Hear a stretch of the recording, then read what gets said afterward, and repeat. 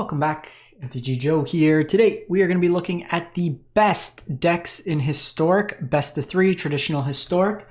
So we're going to see what's kind of working for folks as they climb the ladder towards Mythic rank. So one thing to kind of know with this video, our population source is a little bit small right now.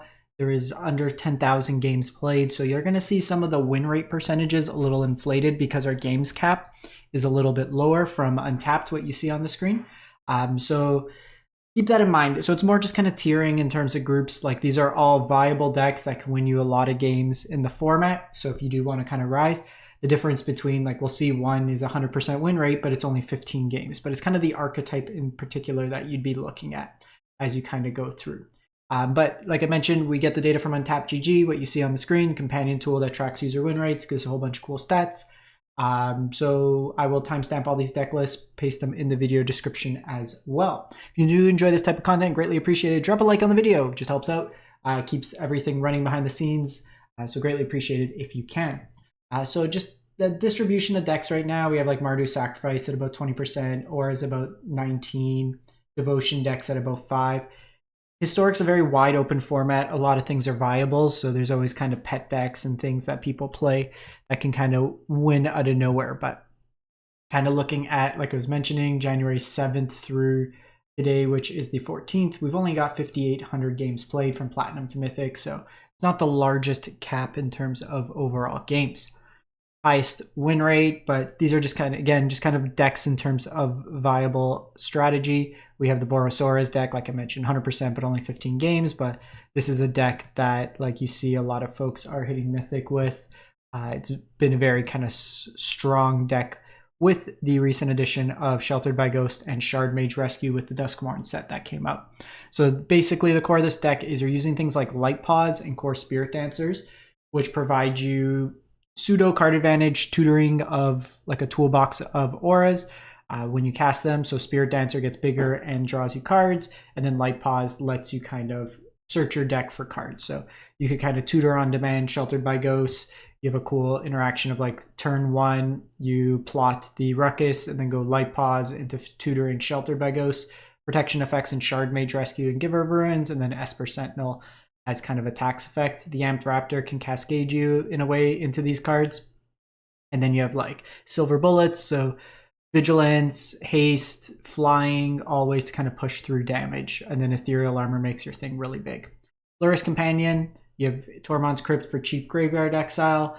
You have Lauren's Escape for more protection effects, Pithy Needle for activated abilities, Portable Hole for removal, and then Hushbringer for anything with a lot of ETB style effects.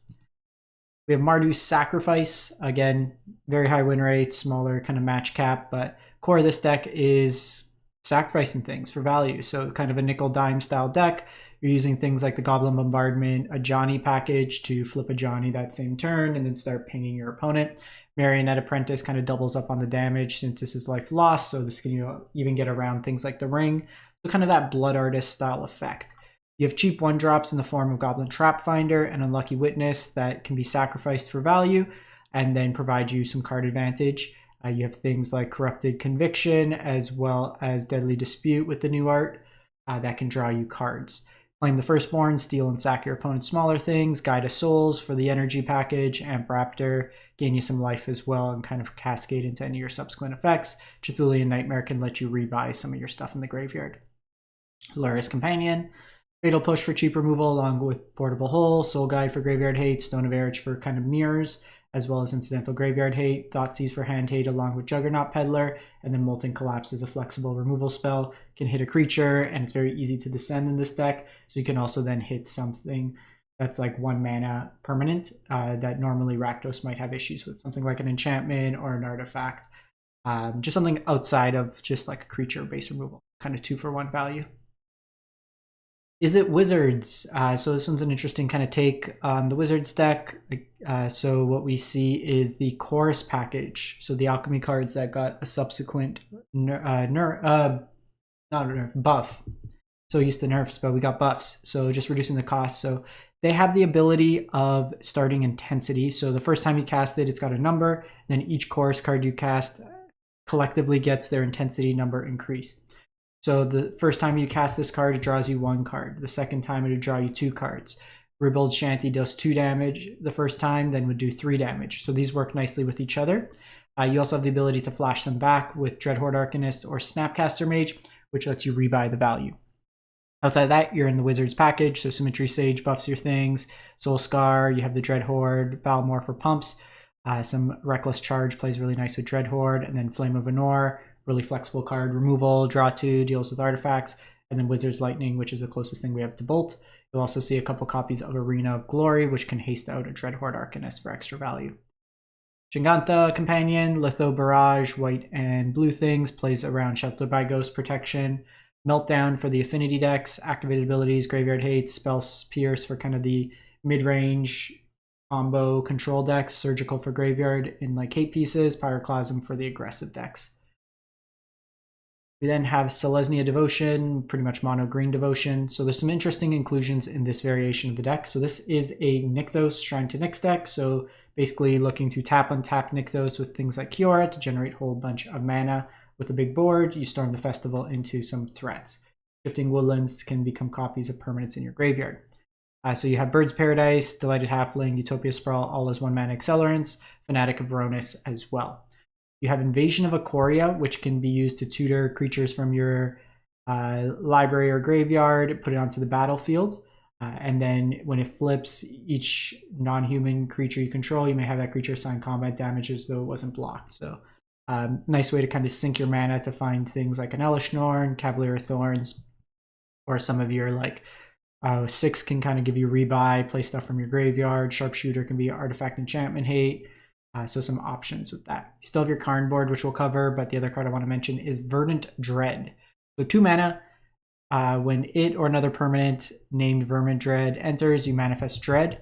And then for 5 mana, you conjure a card named Verdant Dread onto the library. So it's just a mana sink. So you could keep making copies of it. If you have like a whole bunch of mana, that further adds to your devotion.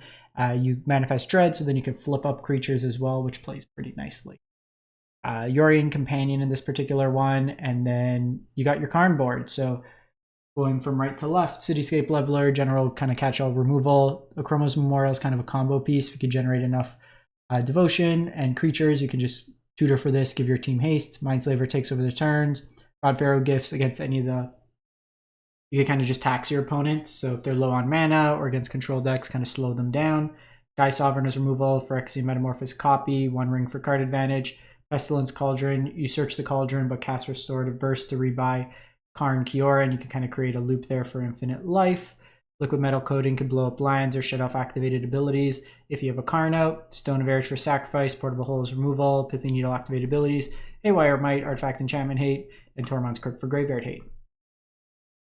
Then go to Jeskai Lotus Control. So this is kind of a mid-rangey control deck. So you're using Strict Proctor to stop the triggered ability of Lotus Field. So you kind of ramp in that case. You also have Consign to Memory and Stifle that can counter the ability. This interaction also shuts Phlage's Sacrifice from coming off. You could also consign those triggers. So just make sure you're consigning the right trigger. If you're doing these Consign or Stifle, you want to target the Sacrifice, not the Lightning Helix. With Strict Proctor, it will shut off both. Doorkeeper Thrall also works with Phlage in the same way. Tamio's in here, Rings, Null Drifter's ability coming in. If you evoke it, wouldn't sacrifice it if you have these cards out.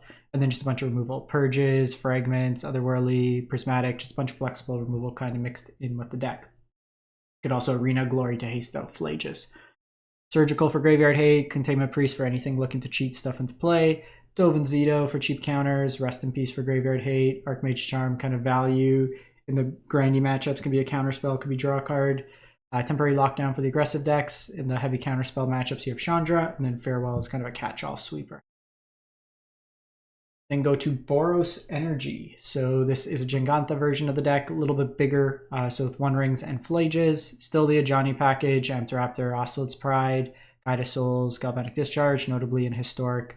The Ocelot's Pride is nerfed to be 2 mana, Guide of Souls requires 4 energy, and Galvanic Discharge only generates 2 energy, not 3. You have your Arena of Glory that can haste out Phlage here. Aether Hub gives you some more energy to have Amped Raptor kind of cascade on turn 2 into potentially Phlage. Meltdown as artifact hate for like Affinity, Surgical for graveyard hate, Exercise, artifact enchantment and big things hate, Wear Tear, artifact and enchantment hate.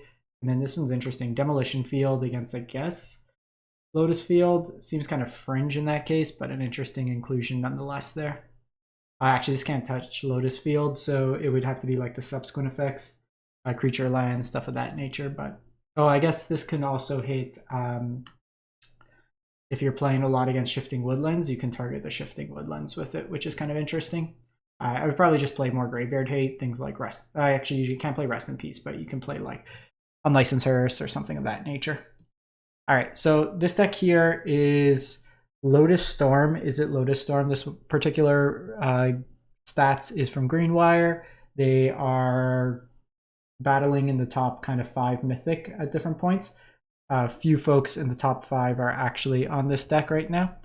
So it's kind of a take on, we've seen this as an Explorer, but in Historic we have access to Underworld Breach. We also have Deserted Temple. So this can tap to untap a target land. So this is kind of the Thespian Stage kind of effect, where you can tap the Lotus Field and tap this to untap Lotus Field and get that value there. Works nicely with things like Pour Over the Pages because it untaps 2 lands.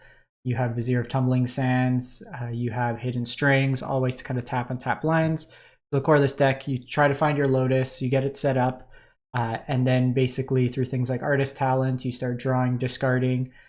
You don't need the 5-drop legendary. My mind is blanking right now to cast cards out of your graveyard instead of using Underworld Breach. So you'd basically just be repeatedly casting tap on tap, generate mana over and over again, drawing, discarding through your deck.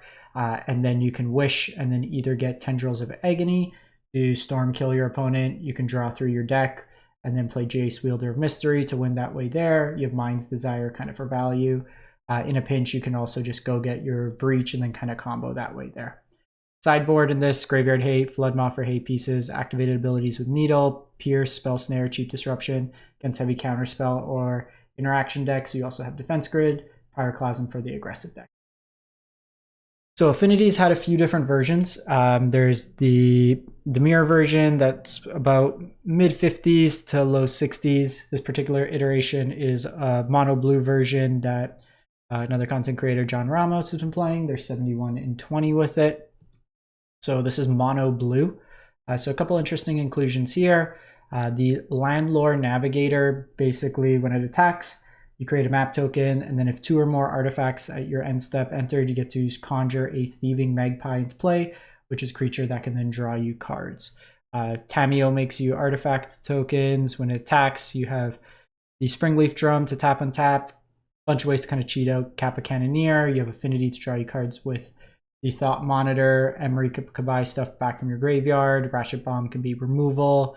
And then you have the Retrofitter Ornithopter combo. You also have in your mana base Sink into Stupor for some value plays along with Seed of Synod. Graveyard Hate, Life Gain, cheap counters, Sacrifice effects, Dampening Sphere for the Lotus Field combo decks, Ratchet Bomb, more just kind of cheap removal for the Go Wide decks, Stone Brain for combo decks, Dismember as basically the removal that you would normally not get in a mono blue deck. And then the last one is a sweet one. This one's from Wudge the Numbers. They went 22-4 into Mythic with mono red hollow 1 discard. So this deck's all about drawing and discarding cards. A lot of ways to kind of cheaply get Delirium out, so you could get extra combat with Fear missing out. Arena of Glory haste them out. You also have a card that came in Jumpstart, Angie's Ravager. So it attacks each combat if possible. When it attacks, you discard your hand, then draw 3 cards. You can also cast this for its Madness cost. So when you are discarding all these effects, you have Madness. So things like Fiery Tempers 1 mana, Angie's Ravagers 2 mana, and then Rootwalla's 0 mana. So Looting, Fire Depth, bunch of ways to kind of discard to get value. You can discard Oliphant and then get a land. So these all reduce the cost of Hollow 1. You also have Detective Phoenix that can be bestowed from your graveyard if you collect Evidence 6.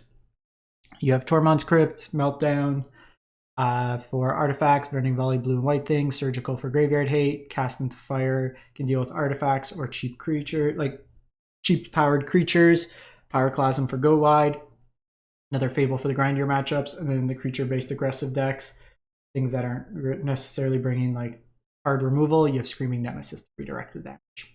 That's it for the week. Let me know what you've been playing, what you've been liking. Probably gonna give this deck a shot. This looks like something I would really enjoy. In case, we'll catch you next week. Thanks for watching. Have a great one.